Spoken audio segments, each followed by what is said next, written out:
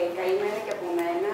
Θέλω να ευχαριστήσω την Οργανωτική Επιτροπή και κυρίως τον κύριο Δημοσιονόπουλο για την τιμή της πρόσκλησης αυτής και όλους εσάς που δείξατε ενθουσιασμό και ετοιμότητα το Σάββατο το πρωί για να είστε εδώ.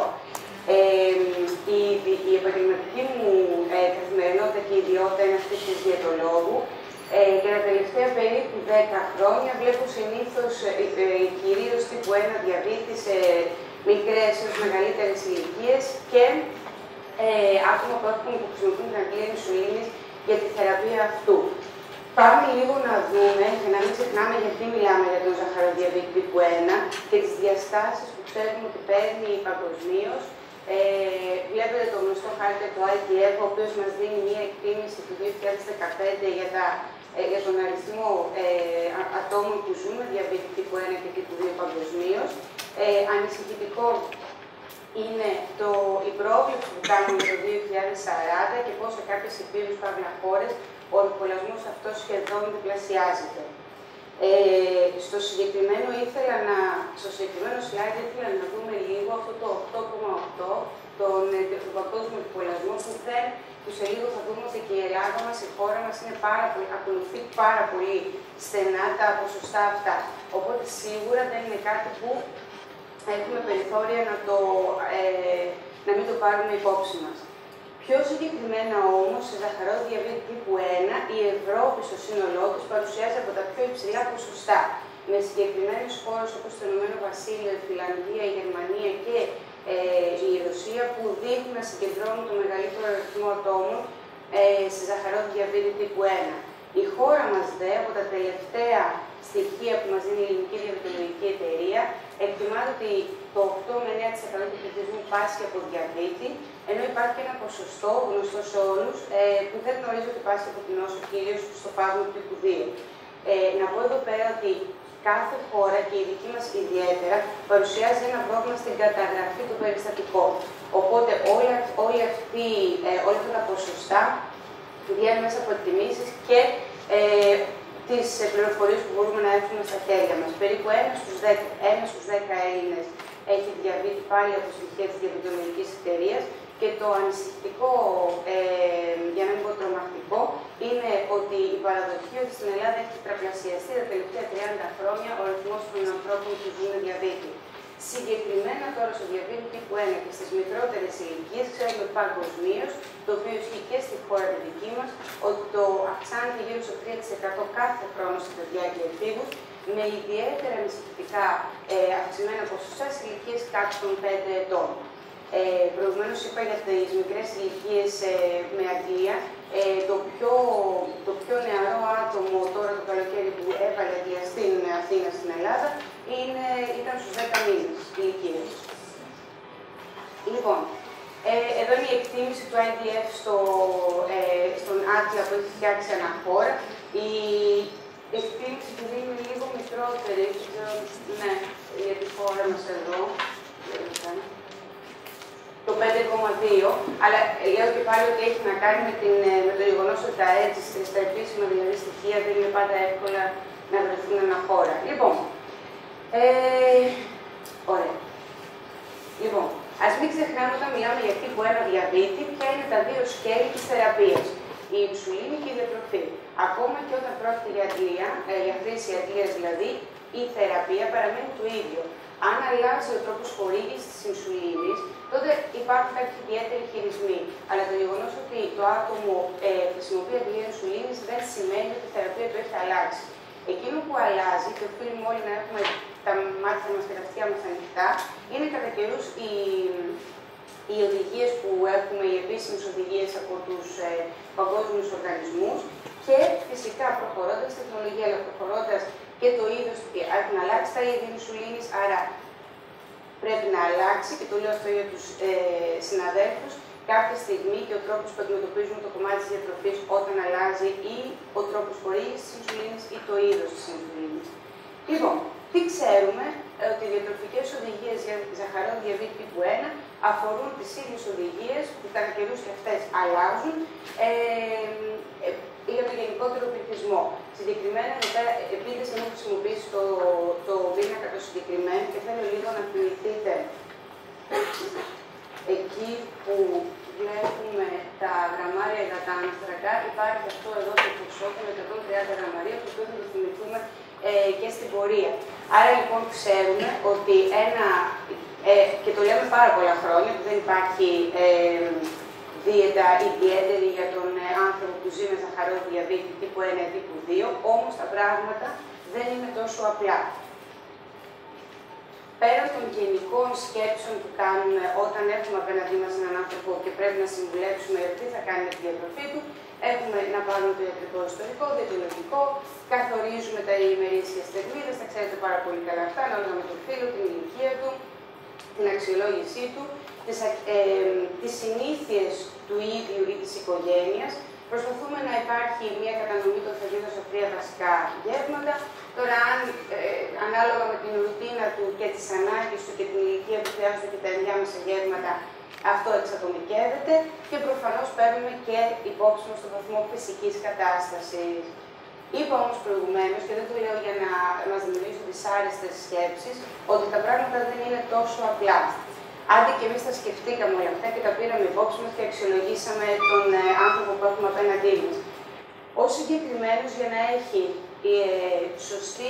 σωστό αποτέλεσμα ικανοποιητικό αποτέλεσμα γλυκοζηλωμένου στο τρίμηνο, για να αποφεύγει τις υπεργλυκαιμίες και τις υπογλυκαιμίες σε καθημερινή βάση και να έχουμε και έναν άνθρωπο ο οποίος λέει ότι περνάει καλά και υπάρχει μια ποιότητα ζωής, χρειάζεται να ξέρει και περισσότερες λεπτομέρειες για το πώς θα χειριστεί τη διατροφή του από τη στιγμή που διαγνώστηκε με τύπου 1 διαβήτη. Η δουλειά λοιπόν που καλούμαστε να κάνουμε περιλαμβάνει και όλες αυτές τις επιμέρους κατηγορίες και λεπτομέρειες που αφορούν την καθημερινότητα του ανθρώπου που έχουμε απέναντί μας. Δεν είναι λοιπόν απλά ένα διαιτολόγιο το οποίο θα βγει, θα καλύψει τις ανάγκες του σε θερμίδες, αλλά μετά τι. Ο άνθρωπος, ακριβώς επειδή έχουμε τις μοντέρνες ινσουλίνες στα χέρια μας, οφείλουμε να παίρνουμε υπόψη μας και να εκπαιδεύουμε και το άτομο που έχουμε απέναντί μας στο προφίλ δράσης της ινσουλίνης που χρησιμοποιεί ή πιο συγκεκριμένα στην λειτουργία της αντλίας. Και σε λίγο θα μιλήσουμε και γι' αυτό. Άρα λοιπόν παίρνουμε υπόψη μας και μιλάμε για όλα τα γενικά περί υγιεινής διατροφής και ισορροπημένων γευμάτων, αλλά δεν φτάνει μόνο αυτό. Και δεν φτάνει μόνο αυτό, γιατί κάποιες φορές, όπως βλέπετε εδώ, έχουμε να αντιμετωπίσουμε και παράλληλες ασθένειες που συνυπάρχουν με τον διαβήτη τύπου 1. Τι γνωρίζουμε. Γνωρίζουμε λοιπόν και είναι κοινώς αποδεκτό ότι η ποσότητα των υδατανθράκων που καταναλώνεται σε ένα γεύμα ή μέσα στην ημέρα επηρεάζει άμεσα την αλλαγή στα επίπεδα γλυκόζης στο αίμα. Πάρα πολλές επίσημες μελέτες το έχουν πιστοποιήσει. Όλοι γυρνάμε πάντα στην αρχική, στη συζητή, η οποία έδειξε ότι το να αλλάζουν οι μονάδες ινσουλίνης κάθε φορά ανάλογα με τις αναλλαγές των γευμάτων είναι καταλυτική σημασία για την επίτευξη καλών τιμών ζαχάρου. Μετέπειτα, οι μελέτες που χρησιμοποίησαν τα προγράμματα εκπαίδευσης ατόμων με τύπου 1 διαβήτη κατά ΑΔ έδειξαν ότι όντως μετά από τη συγκεκριμένη εκπαίδευση η γλυκοζηλωμένη βελτιώθηκε στους 6 μήνες και πλέον τώρα έχουμε και περισσότερα δεδομένα που μας πάνε μετά τους 6 μήνες, αλλά το κυριότερο για μένα είναι αυτή η βελτίωση στην ποιότητα ζωής. Άρα αξίζει το χρόνο μας, θα καταλήξουμε, το χρόνο μας και την ενέργειά μας, η εκπαίδευση αυτή που παίρνει περισσότερο από μισή ώρα ή ένα ραντεβού γρήγορο στην κλινική, για να βελτιώσουν οι άνθρωποι αυτή την ποιότητα ζωής τους.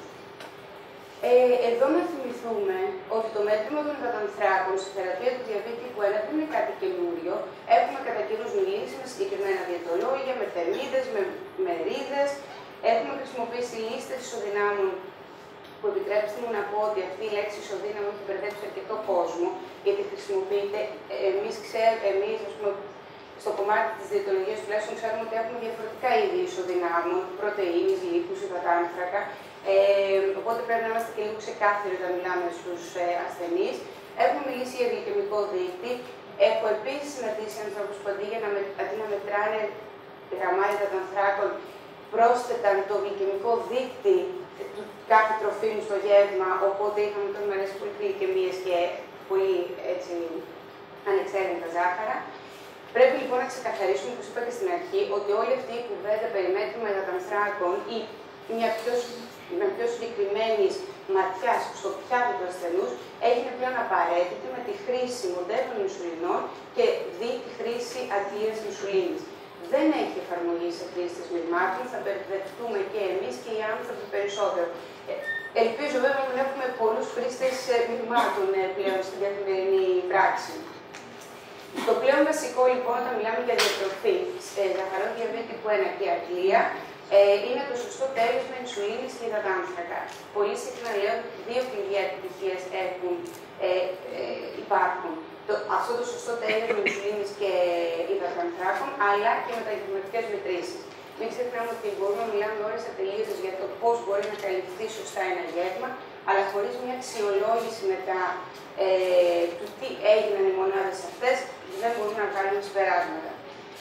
Ξεκάθαρα λοιπόν, θα πω ότι δεν έχει νόημα το εντατικοποιημένο σχήμα, θες είναι με πένες, θες είναι με αντλία, εάν αφαιρέσουμε από τον ασθενή την ελευθερία και την ευελιξία στα γεύματά του. Η ερώτηση η τελευταία, θέλω να τη σκέφτεστε λίγο όσο μιλάμε για τις αντλίες. Αν χρειάζεται λοιπόν συγκεκριμένο διαιτολόγιο, ή πρέπει να μιλάμε για εκπαίδευση και το πώς τα διαφορετικά γεύματα επηρεάζουν τις μετρήσεις ζαχάρου. Λοιπόν, πάμε λίγο να δούμε, και εδώ θα πάω συγγνώμη, ξέχασα να φέρει μια αντλία μαζί μου, για να δούμε για αυτούς που δεν ξέρουν το μέγεθός της, πόσο μικρή ή μεγάλη θα σας φανεί, δεν ξέρω, αλλά ήθελα λίγο να έχετε και μια εικόνα ζωντανή. Λοιπόν, αυτή εδώ είναι η αντλία και χρησιμοποιώ τη συγκεκριμένη γιατί απλά την είχα πρόχειρη στο γραφείο χθες βράδυ. Λοιπόν, η αντλία είναι αυτή, προσαρμόζεται με αυτό εδώ το σωληνάκι, σημείο επαφής στο υποδόριο είναι αυτό εδώ και τελικά αυτό που μένει μέσα είναι ούτε καν φαίνεται, είναι ένας μικρός καθετήρας ο οποίος είναι πλαστικός και δεν έχει βελόνα, δεν μένει κάτι αιχμηρό στον ασθενή. Οπότε έχετε και μία εικόνα του τι πρόκειται για πώς είναι η αντλία. Τώρα, εκτός της αντλίας, η τεχνολογία μας έχει προσφέρει αρκετά εργαλεία. Έχουμε τους τυφλή συνεχής καταγραφή, η οποία μπορεί να επικοινωνεί με την αντλία, αυτή είναι το προηγούμενο μοντέλο, αυτό εδώ είναι το τελευταίο, και δίνει μονίμως έναν αριθμό με τιμή ζαχάρου στο αίμα. Έχουμε επίσης μετρητές ζαχάρου, οι οποίοι μπορούν να μεταφέρουν την ίδια πληροφορία στην αντλία, οπότε να μην χρειαστεί περιττές κινήσεις ή να ξεχάσουμε να το περάσουμε. Οπότε έχουμε εργαλεία στα χέρια μας και στα χέρια εμάς, στο συγκεκριμένο κομμάτι της διαιτολογίας, για να τα αξιολογήσουμε ανάλογα. Λοιπόν, πολύ γρήγορα πώς λειτουργεί η αντλία. Η θεραπεία με την αντλία καταρχήν έχει να κάνει με χρήση μόνο ταχείας δράσης ινσουλίνης. Καταρχήν 24 ώρες, δηλαδή με τρισίβα, αν τα ονόματα τα γνωστά.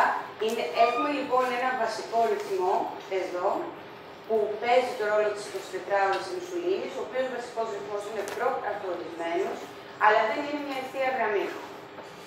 Βλέπετε ότι μπορεί να ανεβοκατεβαίνει μέσα στο 24ωρο, ακολουθώντας τις μεταβολικές ανάγκες του ατόμου και δεν αφήνει κενά. Ξέρουμε όλοι ότι οι 24 ώρες ινσουλίνης που έχουμε στα χέρια μας κάποια στιγμή η ουρήθεια της δράσης τους εξασθενεί, οπότε έχουμε και ανθρώπους οι οποίοι μένουν ακάλυπτοι και τις απογευματινές προς βραδινές ώρες.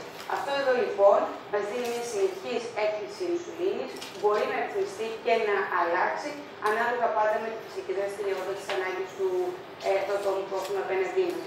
Πάνω σε αυτό το βασικό ρυθμό, ο οποίος η δουλειά του είναι να κρατάει τις τιμές του ζαχάρου σταθερές, δύο λόγους έχουμε να πατήσουμε αυτό το κουμπί, το Α, για να δώσουμε έξτρα μονάδες ινσουλίνης. Ο ένας λόγος είναι για να καλύψουμε κάποιο γεύμα το οποίο περιέχει υδατάνθρακα σίγουρα. Έτσι, και ο δεύτερος λόγος και τελευταίος, να χορηγήσουμε διορθωτικές δόσεις σε κάποια υψηλή τιμή ζαχάρου. Φάμε δεν φάμε. Το λέω πάρα πολύ συχνά, ιδίως στα άτομα με αντλία. Δεν χρειάζεται.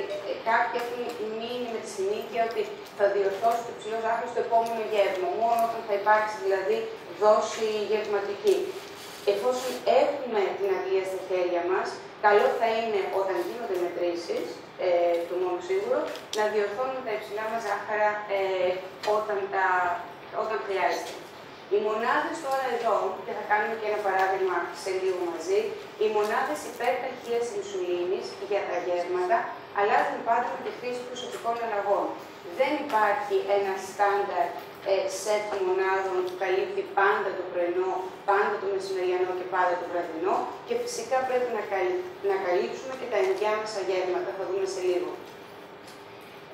Ο κάθε ασθενής λοιπόν καταλήγει να έχει τη δική του λίστα δοκιμασμένων γευμάτων. Πολύ συχνά ξεκινούμε με τη γενική εκπαίδευση, θα δούμε σε λίγο πώς να διακρίνουμε τους υδατάνθρακες στο πιάτο μας, αλλά μετά από τη δεύτερη-τρίτη εκπαίδευση γυρίζουν όλοι με τις δικές τους λίστες. Κάθε τρώω αυτό, ας το μετρήσουμε μαζί για να ξέρω και εγώ τι θα κάνω. Είναι απόλυτα φυσιολογικό, γιατί αν καταλήξουν να έρχονται με αυτά τα δοκιμασμένα δικά τους γεύματα, σημαίνει ότι έχουν κάνει και αρκετή δουλίτσα στο σπίτι. Η τελευταία, εδώ θα πούμε τα δοκιμασμένα γεύματα, η τελευταία αντλία που κυκλοφορεί από την Εταιρεία Μελέτης έχει και την δυνατότητα να αποθηκεύσουμε στάνταρ πόλους, δηλαδή επιλογές δοκιμασμένων δόσεων πάνω σε συγκεκριμένα γεύματα, ώστε να γίνεται κατευθείαν από την αντλία. Αρχίζουμε να σκεφτόμαστε μέσα στα πλαίσια της πολυτέλειας της αντλίας και άλλους παράγοντες πώς επηρεάζουν την άσκηση και το αλκοόλ, και έχει μια πολύ ωραία παρουσίαση για την άσκηση. Ξεκαθαρίζουμε πάντα ότι η ποσότητα και όχι η ποιότητα των υδατανθράκων, μιλάμε πάντα για τις μονάδες ινσουλίνης, δεν αλλάζει. Και εδώ να μείνουμε λίγο σε αυτόν τον αριθμό γραμμαρίων υδατάνθρακα την ημέρα. Ιδίως στις μικρότερες ηλικίες υπάρχει ένα μόνιμο άγχος αν τρώει αρκετά το παιδί, αν οι θερμίδες το καλύπτουν, ή στους μεγάλους μήπως τρώω πάρα πολύ και τελικά επηρεάζει το βάρος μαγνητικά.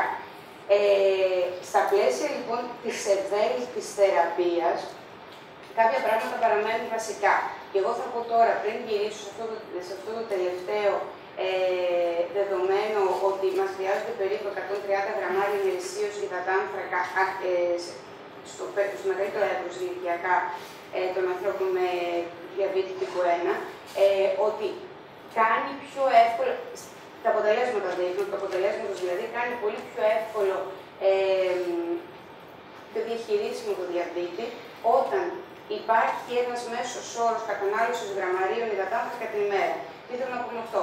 Δεν μπορούμε να περιμένουμε από το ίδιο άτομο να έχει την ίδια όρεξη καθημερινά. Αλλά δεν δίνει και πάρα πολύ καλά αποτελέσματα να έχουμε μία μέρα που καταναλώσαμε 70 γραμμάρια υδατάνθρακα και την άλλη μέρα 220. Και αν αυτό θα γίνει μια-δύο φορές, δεν χαλάει και πάρα πολύ την εικόνα, αλλά θα πρέπει να υπάρχει μια συνέπεια. Αυτό κρατήστε στην κατανάλωση υδατανθράκων ημερησίως. Λοιπόν, ίσως ο κανόνας του 500 να είναι γνωστός στους περισσότερους. Είναι ο βασικός κανόνας που χρησιμοποιούμε για να υπολογίσουμε πόσα γραμμάρια υδατάνθρακα καλύπτει μία μονάδα υπερταχείας ινσουλίνης όταν χρησιμοποιούμε την αντλία. Οι ανάγκες του ατόμου για την κάλυψη των υδατανθράκων ή και για τη διόρθωση εξαρτάται από πάρα πολλούς παράγοντες. Από τα χρόνια, την καριέρα που έχει με διαβήτη, πόσα χρόνια έχει ζήσει με τη διάγνωση, το σωματότυπό του, τον έλεγχο, όσο καλύτερη γλυκοζηλιωμένη, τόσο μικρότερες και οι ανάγκες μας ινσουλίνη για να καλύψουμε τα γεύματά μας. Οπότε είναι ένας υπολογισμός αρχικά που γίνεται και δεν θα ξεχνάτε ποτέ ότι χρειάζεται μονίμως αξιολόγηση. Τα μεγαλύτερα λάθη, και βλέπουμε ανθρώπους που φοράνε την αντλία και ξαφνικά απορριθμίζονται, είναι ότι ρυθμίσαμε κάποια δεδομένα στην αρχή με το Π.Κ.Α.Ν. και μετά από 2 χρόνια χρησιμοποιούμε τις ίδιες ρυθμίσεις που σαφώς δεν καλύπτουν σωστά τον άνθρωπο, και γιατί δεν τα έχει κοιτάξει κανένας να δει λίγο αν οι αναλογίες τους, οι γευματικές αναλογίες και οι αναλογίες διόρθωσης έχουν καθόλου αλλάξει. Χρησιμοποιούμε εδώ το σύνολο των μονάδων του 24ωρου, έτσι προσθέτουμε τη βασική και το τι, ένα παράδειγμα είναι αυτό, και το τι χρησιμοποιούσε το άτομο γευματικά. Επίτηδες έκανα έτσι τα νούμερα για να βγαίνει 12, δεν στρογγυλοποιούμε. Η αντλία δουλεύει με ακρίβεια. Εάν 1/12 είναι αυτό που καλύπτει τον άνθρωπο με την αντλία σωστά, αυτό και θα χρησιμοποιήσουμε. Επίσης, μια πιο επιθετική προσέγγιση είναι αυτή με τον κανόνα του 400 διά του συνόλου του 24ωρου, και αυτό έρχεται από μια σχολή η οποία χρησιμοποιεί πολύ χαμηλούς φυσικούς ρυθμούς και ακόμα περισσότερες μονάδες χρησιμοποιούνται σαν γευματικές. λοιπόν έχουμε πάλι παράδειγμα πάρα πολύ απλό για να δείτε λίγο πώς δουλεύει. Ασχολούμαστε με το σύνολο των τροφίμων στο γεύμα και μετράμε και το τελικό αποτέλεσμα βγαίνει στο σύνολο. Αν προσπαθήσετε να το κάνετε στο επιμέρους, καμιά φορά έχουμε αστοχίες. Θα μου πεις τώρα με τόση λεπτομέρεια. Εντάξει, θα καταλάβετε μέχρι το τέλος της παρουσίασης ότι είμαι λίγο τις λεπτομέρειες και με την αντλία μας επιτρέπει να είμαστε τόσο ακριβείς. Οπότε υπολογίζουμε έτσι εύκολα ένα παράδειγμα πόσο έφαγε στο πρωινό του για το 12 που βγάλαμε με τον κανόνα του 500 ότι καλύπτεται σε μονάδες και καταλήξαμε στο 4,7. Το 12 λοιπόν προσαρμόζεται και προσαρμόζεται πάντα με βάση την μεταγευματική μέτρηση. Εάν οι 4,7 μονάδες κατέληξαν σε υπεργλυκαιμία, σημαίνει ότι το 1 προς 12 δεν μας φτάνει, άρα το κάνουμε 1 προς 10. Πάντα συντηρητικά και τις περισσότερες φορές το προσαρμόζουμε κατά 2. Γιατί μας αρέσει περισσότερο η αντλία. Όλο αυτό καταλαβαίνετε, έχετε πάρα πολλά μαθηματικά. Κανένας δεν μας είπε πόσα μαθηματικά έχει διαβήτη, δεν ξεκινήσαμε να κάνουμε, να ασχολούμαστε με το διαβήτη. Υπάρχει ένα πρόγραμμα λοιπόν μέσα στην αντλία που λέγεται αυτόματος οδηγός δόσης ή bonus wizard που θα κάνει όλη αυτή τη δουλειά για μας. Το μόνο που χρειάζεται είναι αυτά τα δύο νούμερα. Παράδειγμα, μια μέτρηση ζαχάρου και περίπου πόσο φάγαμε υδατάνθρακες στο γεύμα. Χρησιμοποιούμε λοιπόν τους παραμέτρους που ρυθμίζουμε στο bonus wizard ή αλλιώς οδηγό δόσης. Έχει να κάνει με την αναλογία των υδατάνθρακων και των κανόνων του 500. Έχει να κάνει με ένα παράγοντα ευαισθησίας που εδώ χρησιμοποιούμε τις περισσότερες φορές αυτό εδώ τον κανόνα του 1700, αλλού θα δείτε ότι χρησιμοποιούμε το 1700 ή 1800 ή στην επιθετική προσέγγιση το 130 για τις μονάδες ημερησίας ινσουλίνης. Εγώ θα πω ότι μην ανησυχείτε και πάρα πολύ ποιον κανόνα θα χρησιμοποιήσετε, πρέπει να ξεκινήσουμε από κάτω και μετά όλα αυτά θα προσαρμοστούν ανάλογα. Δίνουμε στην αντλία στο πρόγραμμα αυτό, στον οδηγό δόσης, ένα στόχο ζαχάρου, που θέλουμε δηλαδή να μας διορθώσει αν ξεκινάμε με ένα υψηλό ζάχαρο. Κάποιες αντλίες λειτουργούν με αυτόν σαν στόχο, δηλαδή το μεγαλύτερο του εύκολου τιμών. Και τέλος, δίνουμε στην αντλία ένα χρόνο δραστικής ινσουλίνης, δηλαδή για πόσες ώρες θέλουμε, σε πόσες ώρες θα λήξει περίπου η δράση της ινσουλίνης. Που έτσι και αλλιώς θα λήξει γύρω στις 3 με 3,5 ώρες, αλλά αυτό όπως θα δείτε μας προστατεύει και από υπερδιορθώσεις. Λοιπόν, το παράδειγμα για να γλιτώσουμε από τις υπερδιορθώσεις. Έχουμε το συγκεκριμένο κύριο προηγουμένως που λειτουργεί με το 1 προς 12. Αποφάσισε να φάει 60 γραμμάρια υδατάνθρακα στο γεύμα, αλλά ξεκίνησε με ένα ζάχαρο γύρω στα 200. Προφανώς και θέλει να το διορθώσει. Το 60 γραμμάρια υδατάνθρακα και το 200 είναι τα νούμερα τα οποία θα ζητήσει ο οδηγός δόσης. Τα υπόλοιπα, το 1 προς 12, το 1 προς 40 και η ενεργή ινσουλίνη, ο στόχος του ζαχάρου, δηλαδή το 100, το χαμηλότερο, και η ενεργή ινσουλίνη για 3 ώρες είναι ήδη προγραμματισμένα μέσα. Το 60 λοιπόν και το 200 το δίνουμε στην αντλία. Αυτό που θα κάνει έξτρα και είναι το δίκτυο ασφαλείας όλων οι οποίοι χρησιμοποιούν αντλία είναι αυτό. Θα υπολογίσει και πόσο ενεργή ινσουλίνη υπάρχει από το προηγούμενο πόλους ή η προηγούμενη δόση. Άρα, ο άνθρωπος αυτός, εάν χρησιμοποιούσε πένες, για το γεύμα και για τη διόρθωση θα κατέληγε να κάνει γύρω στις 7,5 μονάδες. Η αντλία όμως υπολογίζει ότι έχει 2 ακόμα ενεργή, οπότε τις αφαιρεί και θα το κάνει τρίτα.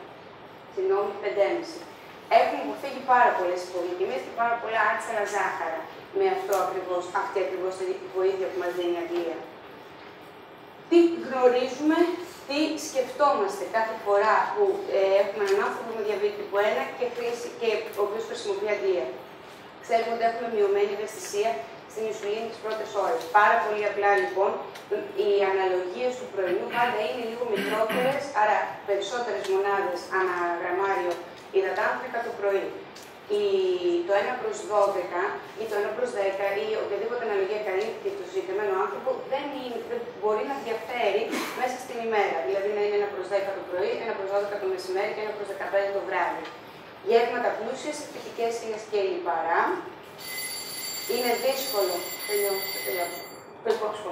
Λοιπόν, να καλυφθούν πιο απλά και σε λίγο θα δούμε πώς χρησιμοποιούμε μια άλλη λειτουργία της αντλίας. Λοιπόν, Μετράμε ιδανικά όλα όσα σνακ και γεύματα έχουν υδατάνθρακα και επιμένουν σε αυτό, γιατί δεν υπάρχει ένας γιατρός εδώ στην Αθήνα που είναι δωρεάν υδατάνθρακες.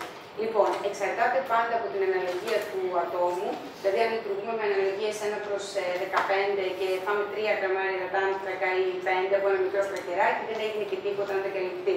Ιδανικά όμως με την αντλία θα μπορούσε να καλυφθεί. Η λίστα με τα πλεονεκτήματα, όπως βλέπετε, πάντα μου βγαίνει πιο μεγάλη από τη λίστα με τα μειονεκτήματα. Το βασικό μειονέκτημα σε εισαγωγικά που θα πω εγώ είναι αυτό εδώ. Το πρώτο και το τελευταίο. Θέλει χρόνο η εκπαίδευση για τη χρήση της αντλίας και μιλάμε για μια συνεχής αξιολόγηση αναλογιών, αναγκών και γευμάτων. Συνεχίζετε και σκέφτεστε. Λοιπόν, μετράμε υδατάνθρακες και το βασικό είναι να ξέρει το άτομο πώς να τις ξεχωρίσει στο πιάτο μας, στο πιάτο του. Τα διαθέσιμα εργαλεία που έχουμε στα χέρια μας έρχονται από διαφορετικές πηγές. Δεν έχει σημασία καταρχήν αν μιλάμε σε ισοδύναμη υδατανθράκων ή σε γραμμάρια. Εκείνο που θέλω να έχουμε ξεκάθαρο στο μυαλό μας είναι ότι γιατί το ίντερνετ έχει βοηθήσει, αλλά έχει κάνει και πολλή ζημιά. Ανάλογα με τη χώρα από την οποία έρχονται οι πηγές, πρέπει να είμαστε και να είμαστε ξεκάθαροι. Το ισοδύναμο υδατάνθρακα, ας πούμε, στην Αγγλία είναι τις περισσότερες φορές 10 γραμμάρια υδατάνθρακα, στην Ελλάδα είναι το 15, σε κάποιες χώρες, στην Αμερική καμιά φορά είναι το 12.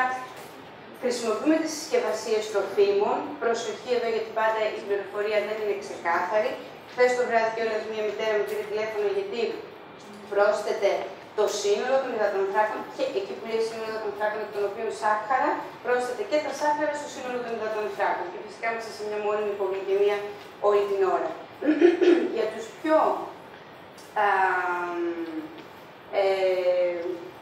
για αυτούς που θέλουν να αφιερώσουν περισσότερο χρόνο και με μεγαλύτερη λεπτομέρεια και ακρίβεια, υπάρχει πάντα η αξιολόγηση πρώτα της μερίδας για να είμαστε ακριβείς για το πόσο καταναλώθηκε και μετά η ανάλυση συγκεκριμένων συνταγών. Είμαστε προς το τέλος και θέλω να δώσουμε λίγο προσοχή στη λεπτομέρεια που μας επιτρέπει να τη δώσουμε η αντλία.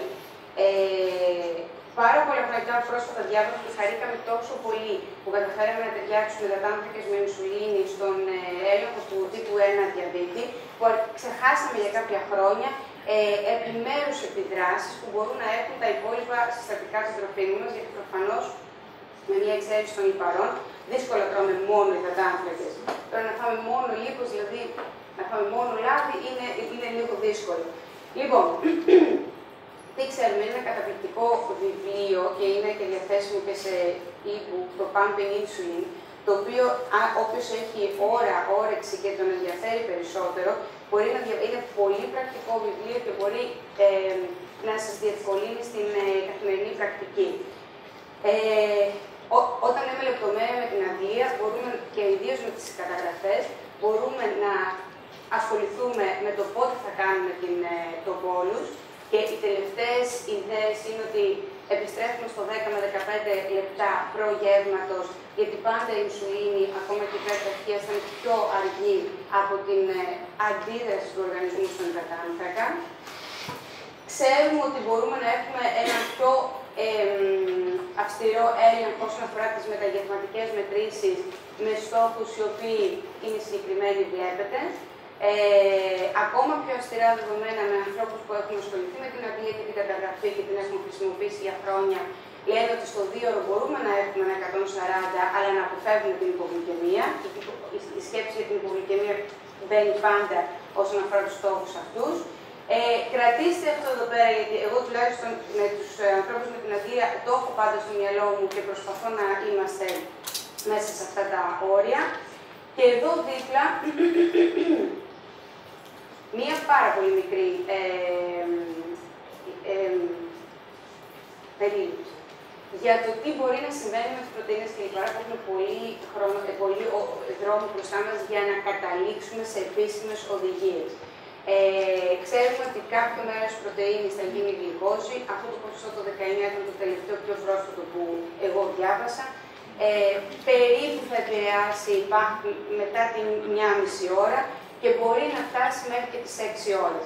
Όλα αυτά δεν τα λέω έχω μια επιφυλακτικότητα, γιατί προφανώς και τα βλέπουμε στην καθημερινή πράξη, αλλά το παράπονο το δικό μου είναι ότι δεν υπάρχει ακόμα ένας κανόνας που θα καλύψει όχι όλους, αλλά τους περισσότερους ανθρώπους που θα περάσουν από μπροστά μου η αντλία. Βλέπετε όμως ότι δεν μπορούμε να το ψηφίσουμε, ιδίως συνδυαστικά λίπος και πρωτεΐνη σε ένα γεύμα. Τα τελευταία δεδομένα μας λένε ότι μπορούν να αυξήσουν τις μονάδες κατά 30% την ανάγκη μονάδων για το συγκεκριμένο γεύμα. Αυτά εδώ πέρα, μόνο με τη χρήση διφασικού πόλου στην αντλία, μπορούμε κάπως να τα συμμαζέψουμε και να έχουμε έναν άνθρωπο ο οποίος έχει μεταγευματικά πιο σωστές τιμές ζαχάρου. Όταν πάμε και σπάμε τη δόση, λοιπόν, σε δύο φάσεις, το λέει και η λέξη, το μεγαλύτερο ποσοστό πέφτει κανονικά σαν Ε.Μ.Πα.Κ.Α.Ν. δόση και το δεύτερο ποσοστό της δόσης, το οποίο 60-40 μπορεί να αλλάξει ανάλογα με την μεταγευματική στο 2ωρο. Δηλαδή, αν στο 2ωρο έχουμε ξεπεράσει τους στόχους που μόλις είπαμε, το 60 γίνεται 70, η αρχικά και το 40-30. Για πόσες ώρες τώρα? Υπάρχουν, ανάλογα και με την κατανάλωση που θα γίνει, υπάρχουν περιπτώσεις που χρησιμοποιούν το διφασικό για 6 και για 8 ώρες. Αλλά το 3ωρο με 4ωρο το έχουμε σίγουρα. Αξίζει λοιπόν να μιλάμε στην Ελλάδα για διατροφή στο σακχαρώδη διαβήτη τύπου 1 και αντλία? Η απάντηση νομίζω είναι ναι, όχι μόνο για τους αριθμούς που έχουμε και θα περάσουν από τα χέρια μας τα χρόνια που έρχονται, αλλά επειδή οι ίδιοι ασθενείς έχουν δείξει προς τα που πάνε και το πόσο ενημερωμένοι γίνονται σταδιακά. Ευχαριστώ πάρα πολύ για την προσοχή και το